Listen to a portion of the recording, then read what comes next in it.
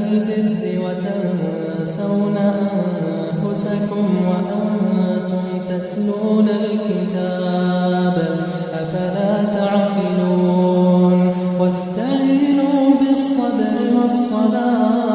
والصلاة وإنها لكبيرة إلا على الخاشعين الذين يظنون أنهم ملاقو ربهم وأنهم إليه راجعون يا بني إسرائيل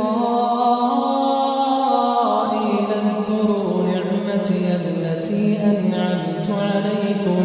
وأن